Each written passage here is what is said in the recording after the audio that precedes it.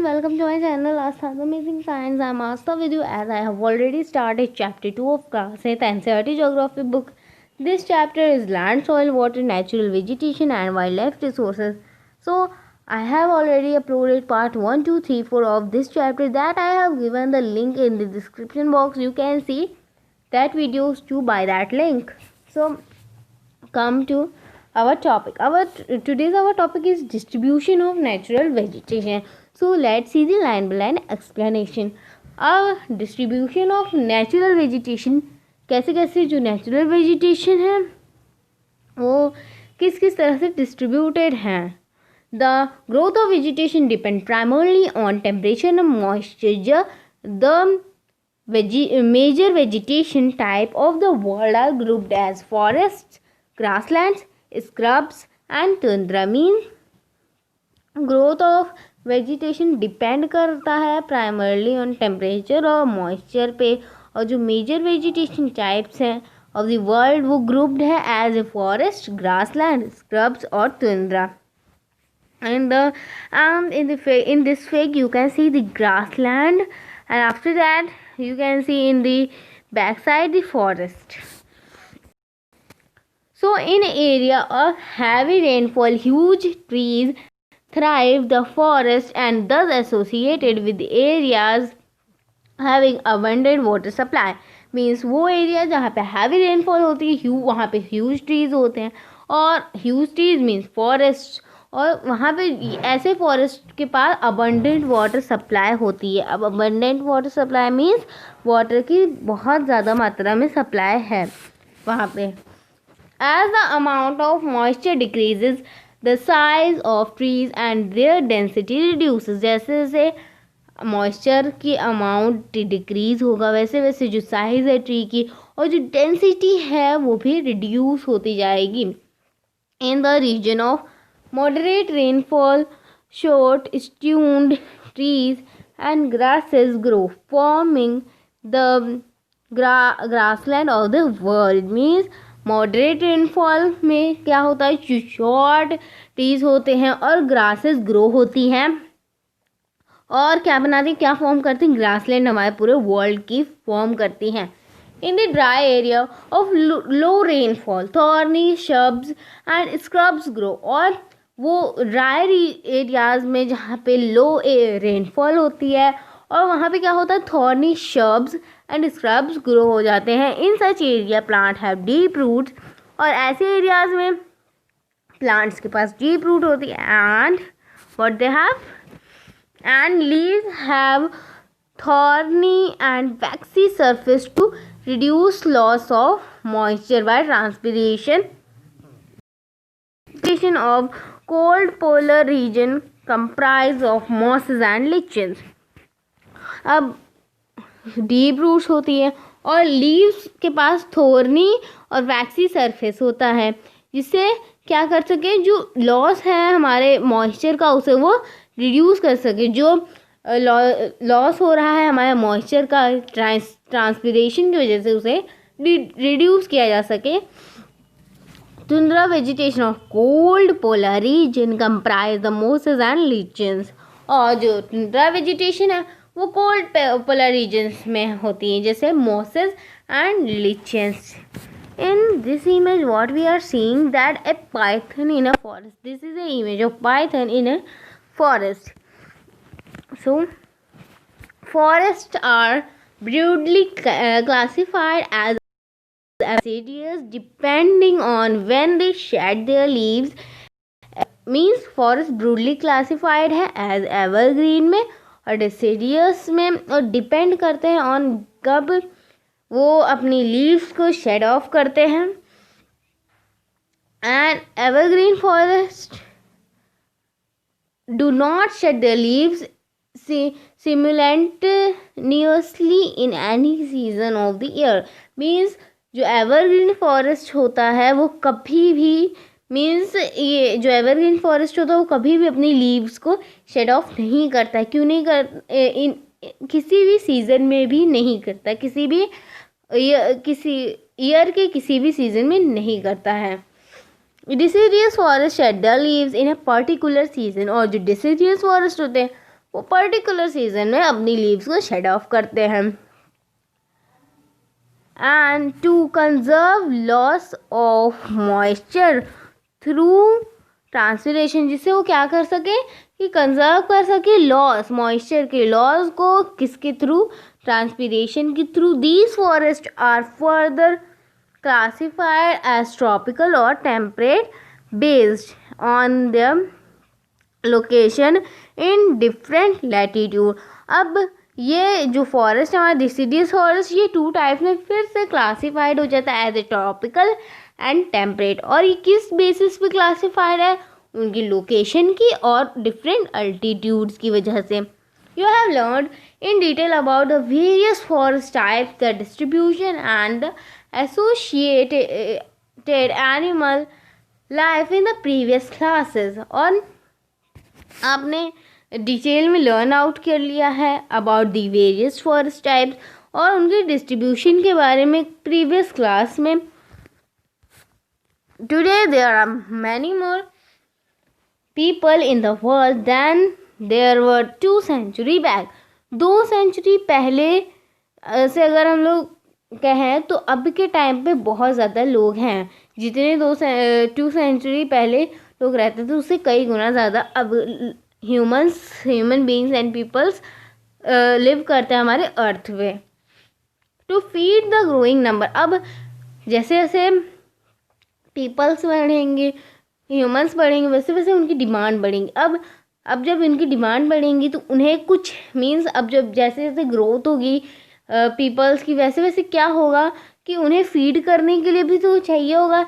Large area of forest has been cleared to grow crops. और इसी के लिए जब नंबर्स इतने ज़्यादा ग्रो हो रहे हैं तो क्या कर रहे हैं, लार्ज एरिया फॉरेस्ट के लार्ज एरिया को क्या कर रहे हैं, क्लियर कर दे रहे हैं। किस लिए, क्रॉप्स को ग्रो करने के लिए। Forest cover all over the world is vanishing rapidly. और जो ये कवर है हमारे पूरे वर्ल्ड में अब वो धीमे धीमे वैनिश हो रहा है।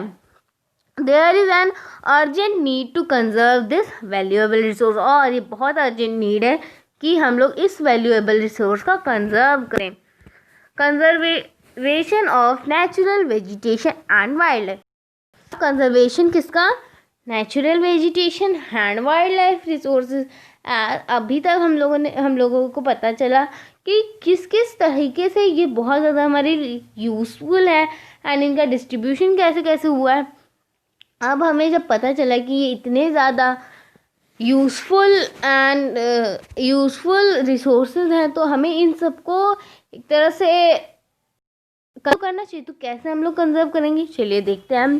फॉरेस्ट आर आवर वेल्थ, और जो फॉरेस्ट है वो हमारे वेल्थ है। Give shelters to the animals, क्या देती हैं, शेल्टर्स देती हैं किसको, एनिमल्स को। एंड टुगेदर दे मेंटेन, और ये साथ में क्या बनाते हैं, मेंटेन द इकोसिस्टम, और ये साथ में इकोसिस्टम को भी मेंटेन कर देते हैं। Changes of climate and human interference can cause the loss of natural habitat the plant and animal. और क्लाइमेट्स, चेंजेस ऑफ क्लाइमेट और ह्यूमन इंटरफेरेंस की वजह से क्या कॉज हो रहा है, loss of natural habitats of for the plant और animal.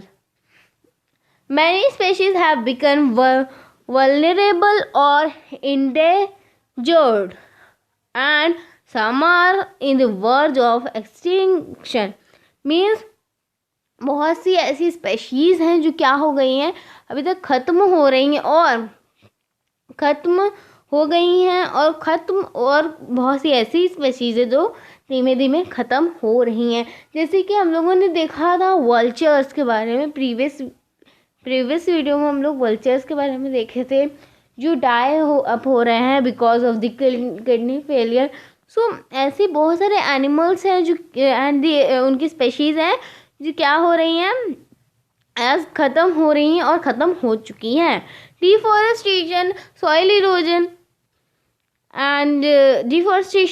Erosion, constructional activities, forest fires, tsunami and landslide are some of the human-made and natural factors which together accelerate the process of extinction of these great natural resources. Means अब क्या हो रहा है, what is this written, अब हाँ, deforestation और constructional activities of forest fire, tsunami, ये ऐसी कुछ ह्यूमन मेड फैक्टर्स हैं और जो नेचुरल फैक्टर्स है वो क्या कर रहे हैं, जिनकी वजह से क्या हो रहा है, जो together accelerate the process of extension to the great natural resources. और इससे क्या हो रहा है कि हमारे जो ग्रेट नेचुरल रिसोर्सेज है वो धीमे धीमे ख़त्म हो रहे हैं।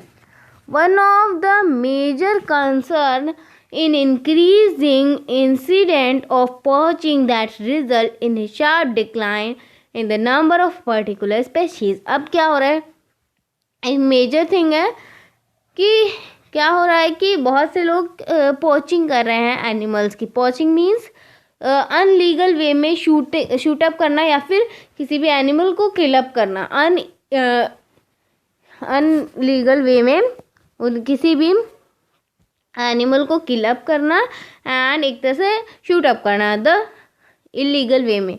The animal are post for collection and illegal trade of hides. अब एनिमल्स को पोस्ट क्यों किया जा रहा है, उनको कलेक्ट और इलीगल ट्रेड किया जा रहा है, किसका, हाइड्स का, स्किन्स का, नेल्स का, टीथ का, हॉर्न्स का, एज वेल एज उनके फिदर्स का। Some of these animals are tiger, lion, elephant, deer, black buck, crocodile, rhinoceros, snow leopard, ostrich and peacock। और इसमें से कुछ ऐसे एनिमल्स हैं जैसे टाइगर्स, लायन, एलिफेंट हो गया, डियर हो गया, ब्लैक बक हो गया, क्रोकोडाइल हो गया, राइनोसोरस हो गया, स्नो लेपर्ड हो गया, ऑस्ट्रिच और पिकॉक। ये कुछ एनिमल्स हैं। These can be conserve by increasing awareness. अब इन्हें हम लोग किस तरह से कंजर्व कर सकते हैं, इंक्रीज कर सकते हैं हम एक तरह से अवेयरनेस को। And you can see this is the black buck also need protection. इन ब्लैक बक्स को भी क्या नीड है, प्रोटेक्शन की नीड है। So come to our topic, that is national parks, wild life sanctuaries, biosphere reserves are made to protect our natural vegetation and wildlife conservation। अब जो national parks हैं, wild life centuries हैं, biosphere है ये and biosphere reserves हैं, ये सब क्यों बनाए गए हैं, ये इसलिए बनाए गए हैं जिससे नेचुरल वेजिटेशन को प्रोटेक्ट कर सके एंड वाइल्ड लाइफ को भी। Conservation of creeks, lakes and wetlands is necessary to save the precious resources from depletion। अब क्रीक्स का, लेक्स का, वेटलैंड्स का, ये सब क्या है, बहुत ज़्यादा ज़रूरी है, किस लिए, जिससे कि सेव करने के लिए इन प्रीशियस रिसोर्सेज को डिप्लेशन से। There is a balance in the environment if the relative number of species is not disturbed। Means हमारे पूरे एनवायरनमेंट में बैलेंस रहेगा अगर रिलेटिव नंबर ऑफ स्पेशीज जो हैं वो डिस्टर्ब ना हो। Human activities in several parts of the world have disturbed the natural habitat of many species. अब जो ह्यूमन एक्टिविटीज़ है सेवरल पार्ट्स में क्या कर रहे हैं हम लोग कि वर्ल्ड के सेवरल पार्ट में डिस्टर्ब कर रहे हैं नेचुरल हैबिटेट्स को और बहुत सारी स्पेशीज़ को। Due to indiscriminate killing, several birds and animals have either been extinct or are on the verge of extinction। Means indiscriminate killing की वजह से सब जो बहुत सारे बर्ड्स हैं, एनिमल्स हैं, वो या तो एक्सटिंक्ट हो चुके हैं और अभी वर्ज पे हैं एक्सटिंक्ट होने के, मीन्स ख़त्म हो चुके हैं या फिर अभी ख़त्म हो रहे हैं। Awareness program like social forestry and Van Mahotsav staged at the regional and community level. और अवेयरनेस प्रोग्राम जैसे कि सोशल फॉरेस्ट्री और वन महोत्सव ये सब इनक्रेज करना चाहिए किन किन लेवल्स में, रीजनल और कम्युनिटी लेवल्स में. School children should be encouraged by bird watching and visiting natural camps so that they appreciate the habitat of varied species. अब स्कूल के चिल्ड्रन को क्या करना चाहिए, स्कूल्स के चिल्ड्रन को बर्ड को वॉच करना चाहिए और विजिट करना चाहिए नेचुरल कैंप्स को, जिससे वो किसने अप्रिशिएट कर सके हैबिटेट को और वेराइड स्पेसीज के हैबिटेट्स को. Many countries have passed a law declaring that the trade as well as the killing of birds and animals are illegal. Means बहुत सारी कंट्रीज ने तो ये भी लॉज भी लगा दिए हैं इस पे कि ऐसा ट्रेड नहीं होना चाहिए, इलीगल किलिंग भी नहीं होनी चाहिए बर्ड और एनिमल की. और इन इंडिया में जैसे कि lion, tiger, deer, great India bustard और पिकॉक पे बैन हो गया, बैन लगा दिया गया है, ये सब बैन अप हो गए हैं. Okay, so an international convention CITES CITES है, okay, CITES has been established that lists several species of animals and birds in which trade is prohibited. Means एक इंटरनेशनल कन्वेंशन है जो CITES है, sites, ये क्या हो गया, इस्टेब्लिश हो गया है, that list several species of animal, और इसमें लिस्टेड अप है सेवरल स्पेशीज एनिमल की, बर्ड की, इन विच जिसमें ट्रेड को एकदम बंद कर दिया गया है. Conservation of plants and animal is an ethical duty of every citizen. और इन सब की मीन्स प्लांट एंड एनिमल्स की कंजर्वेशन करना हम एवरी सिटीजन का एक तरह से ड्यूटी है. So to know sites very clearly we have to see this box. CITES का फर्स्टली फुल फॉर्म देखते हैं. The convention on international trade in endangered species of wild fauna flora, ये है हमारे साइट्स का एक तरह से full form. So it is an international agreement between governments. और ये जो साइट्स है ये क्या है, इंटरनेशनल एग्रीमेंट है बिटवीन गवर्नमेंट के. और इसका एम क्या है, its aim is to ensure the international trade in specimens of wild animal and plants does not threaten their survival. और इसमें इसका एम है कि किसी भी एनिमल जो इंटरनेशनल ट्रेड, ये जो इंटरनेशनल ट्रेड है इसे बंद किया जाए, जिससे जो वाइल्ड एनिमल्स हैं और प्लांट्स हैं इन सब की स्पेशीज़ ख़त्म ना हो. ओके, और हमारी जो फ्यूचर की जो जनरेशन है वो भी इसे देख सकें, ओके, देख पाएँ, कंजर्व. ओके, सो रफली 5000 स्पेशीज़ ऑफ एनिमल, केवल 5000 स्पेशीज़ ऑफ एनिमल और 28,000 species of plant he protected हैं. Bears, dolphins, cacti, corals, orchids and aloes are some example. और ये bear, dolphin, cacti, coral, orchid और एलोइस ये सब कुछ एग्जाम्पल्स हैं. So this is our in this we have learnt about the distribution of natural vegetation, conservation of natural vegetation and wildlife.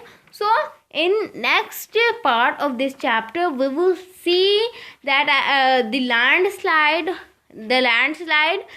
in the detail. So thank you everyone and have a nice day. अगर आपको मेरा video पसंद है तो please like share comment subscribe जरूर करिएगा और bell icon को दबाना मत भूलिएगा. Bye bye.